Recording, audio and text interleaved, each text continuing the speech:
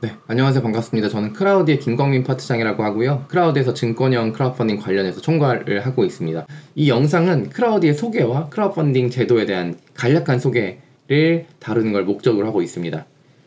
일단 저희 회사는 크라우디라는 회사이고요. 2015년 9월에 설립이 됐습니다. 왜 2015년 9월이냐라고 하실 수가 있는데, 이때 이제 크라우드펀딩 관련 법령이 통과가 됐습니다. 그래서 2016년 1월에 처음에 시행이 됐고요. 이 제도가 여러분들께서 익숙하지 않으실 수가 있는데, 그 이유는 이 제도가 역사가 긴 오래된 제도는 아니기 때문입니다. 연간 100%씩 특히 미국에서 성장하고 있는 제도라고 보시면 될 것 같습니다. 아무래도 증권을 발행하는 제도이다 보니까 금융회사로 분류가 되어 있고, 저희도 금융위원회에 온라인 수액투자 중개업으로 등록을 하고 사업을 영위하고 있습니다. 저희는 2016년 10월에 첫 번째 크라우드펀딩을 진행을 했고요. 그 뒤에 누적해서 약 120개 기업에 이제 크라우드펀딩이 성공을 했고요. 누적 모집 금액은 약 235억 원 정도 됩니다. 오랜 기간 동안 저희가 사업을 해올 수 있었던 거는 저희가 그래도 잘 해왔다라고 생각을 하고 있고요. 시장에서 가장 신뢰받고 있는, 또 많은 투자자들이 꼭 한 번씩은 둘러보고 있는 스타트업 투자 중개 플랫폼이다 라고 저희가 말씀드리고 싶습니다. 저희 회사는 김기석 대표님을 필두로 3명의 공동대표분들에 의해서 창업이 되었고요. 뱅크 오브 아메리카에서 함께 일하시던 분들께서 크라우드펀딩의 뜻을 가지고 2015년 9월에 법이 통과되고 나서 이제 설립이 된 회사다라고 보시면 될 것 같고, 지금은 김기석 대표님께서 단독 대표로서 크라우디 전체를 총괄하고 계십니다. 증권형 크라우드펀딩에 대해서 조금 설명을 드려야 될 것 같은데요. 기본적으로 리워드형, 투자형, 대출형 다양한 종류의 크라우드펀딩이 있는데, 증권형은 기본적으로 투자형 크라우드펀딩입니다. 회사에 증권을 발행해서 자금을 조달하는, 그렇기 때문에 증권을 발행하기 위해서 주식회사여야 되겠죠. 그래서 주식회사 법인만 가능합니다. 불특정 다수에게 증권을 발행해서 자금 조달을 코스닥 시장에 등록할 때 하죠. 그거랑 이제 비슷한데 스타트업 버전의 어떤 그런 증권 발행 공모주다라고 이해를 하시면 좋을 것 같고요. 공모를 통해 신주 발행을 하는 거지만 어떤 거래 시장에 등록되지는 않습니다. 참여 투자자들은 대부분 개인이지만 증권 크라우드펀딩에 꼭 개인만 참여할 수 있는 건 아닙니다. 조합이나 기관, 법인도 참여가 가능합니다. 최근에는 제가 한 이 3가지 정도로 말씀드리고 있습니다. 가장 중요한 건 자금 조달 수단이다. 증권형 크라우드펀딩은 연간 30억 원까지 자금 조달이 가능한 제도입니다. 되게 간소하게 할 수 있으면서도 우리 회사에 어떤 지명도가 있다면, 우리 회사 사업이 좋다면 30억 원까지 자금 조달할 수 있는 제도이기 때문에 여러분들께서 꼭 고려하셔야 하는 자금 조달 수단 중에 하나라는 거죠. 또 하나는 이 회사를 알리는 데 있어서 가장 의미 있는 자금 조달 수단이라는 점입니다. 단순히 자금 조달 수단이 아니라 불특정 다수, 특히 투자 관련한 사람들에게, 투자 관련한 파트너들에게 우리 회사를 가장 많이 알릴 수 있는 어떤 수단입니다.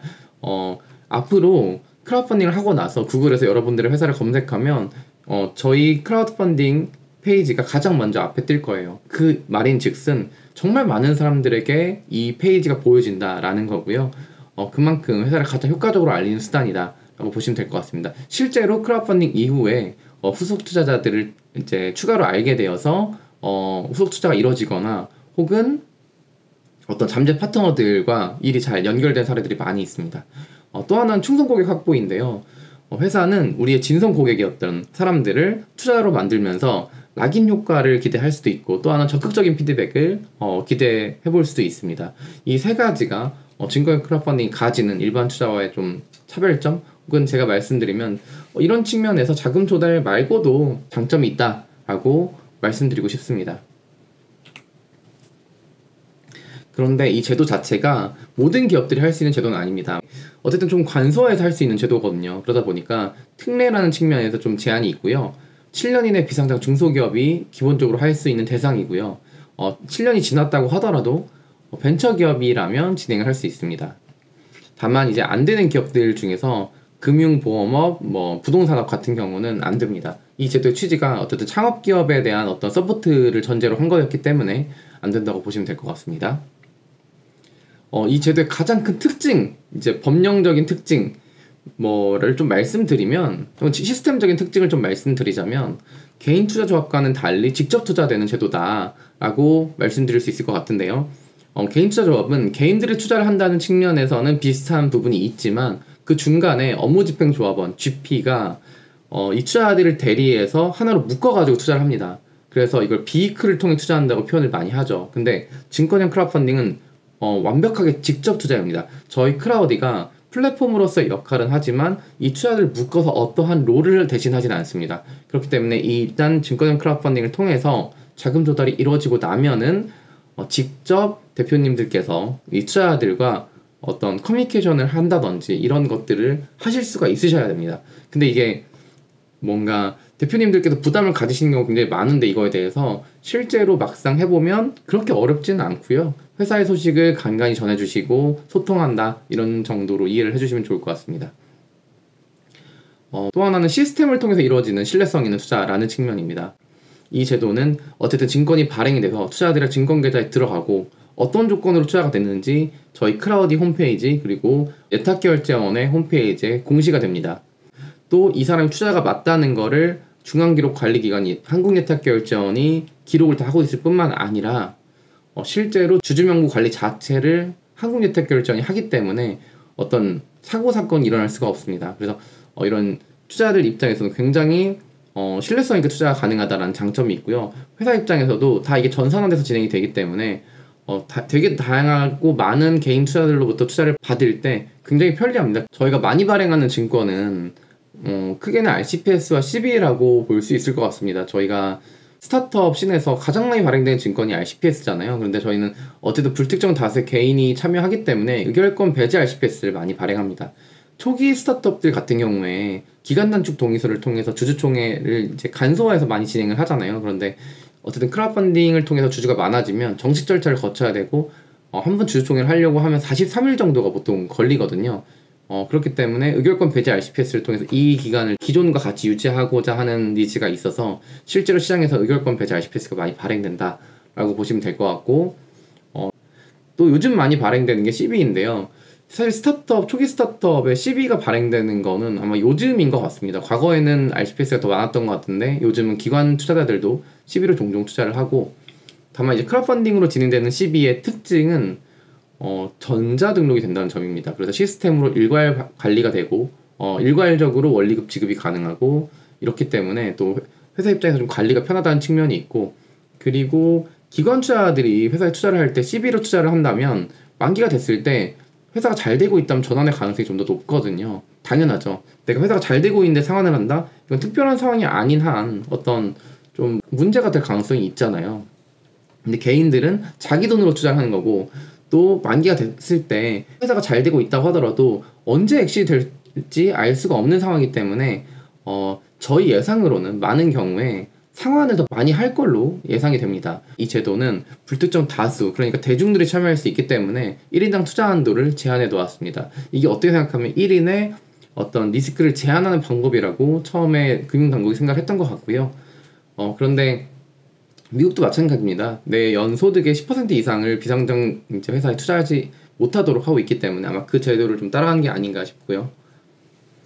일반 투자는 그래서 아무것도 등록하지 않으면 그냥 일반 투자가 되는데 한 개 기업에 500만 원까지 투자가 가능하다라고 보실 수 있고 대부분의 투자자들이 일반 투자자입니다.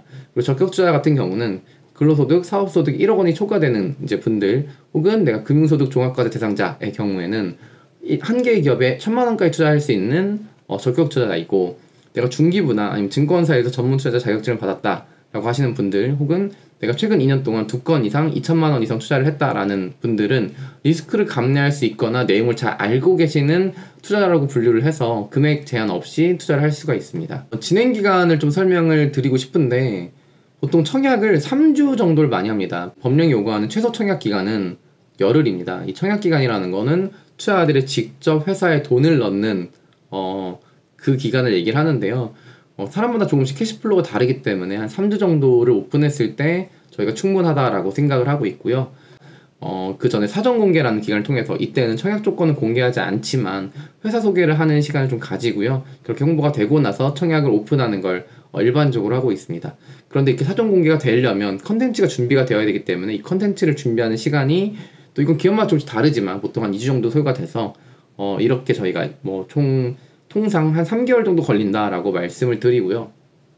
다만 이 회사마다 천차만별입니다. 회사의 어떤 준비되어 있는 자료에 따라서 다 준비 시간이 다를 수가 있기 때문에 이거는 이제 통상적인 거고, 좀 타이트하게 진행하면 뭐 2달에도 진행을 할 수 있고, 좀 더 늘어지면 뭐 정말 반년씩 걸리는 기업들도 있다라고 봐주시면 될 것 같습니다. 그러면 이제 크라우디의 어떤 레퍼런스라고 말하면 좀 그렇죠. 어떤 기업들이 크라우드 펀딩을 했는지를 좀 설명드리면은 이해가 좋으실 것 같은데, 아무래도 대표 프로젝트죠. 제주 맥주가 저희가 2017년에 크라우드 펀딩을 해서 7억 원을 조달했고요. 그 당시에는 연간 30억 원이 아니라 연간 7억 원까지만 조달이 가능했습니다. 그리고 실제로 제주 맥주는 코스닥에 상장을 했기 때문에 제일 유명한, 저희가 했던 회사들 중에서는 제일 유명한 회사가 되었죠. 그리고 페프렌즈 같은 경우도 17년에 크라우드 펀딩을 했고요. 그 당시 기업 가치가 약 32억 원이었는데 최종적으로는 이제 GS 홈쇼핑에 인수가 된 걸로 알고 있는데, 그 당시에 기업 가치가 약 1,500억 원으로 알려져 있습니다. 어쨌든 그 당시에 투자한 투자자들은 굉장한 수익을 봤을 거라고 기대가 되고요. 또 하나는 JM 웨이브라는 회사인데, 저희랑 크라우드 펀딩을 할 땐 EV 컴퍼니였습니다. 내연기관 차량을 전기차로 전환하는 이제 스타트업이었는데, 저희를 통해서 약 50억 원의 기업 가치 1.4억 원 조달을 했고, 지금은 한 30억 원, 최근이죠. 24년 2월에는 30억 원 규모의 시리즈 A 투자를 이제 성공적으로 마무리하셨다고 제가 들었습니다.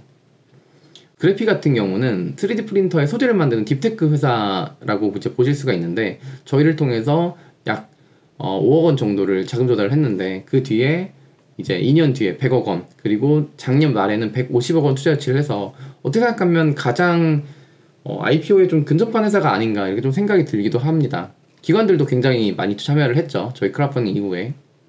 그리고 페판 같은 경우도 저희가 21년에 약 35억 원의 기업 가치로 3억 원 투자를 받았는데, 그 뒤에 프리시리즈 A 받고 중기부 팁스도 하고, 작년 8월에는 32억 원 규모의 시리즈 A 투자도 받았습니다.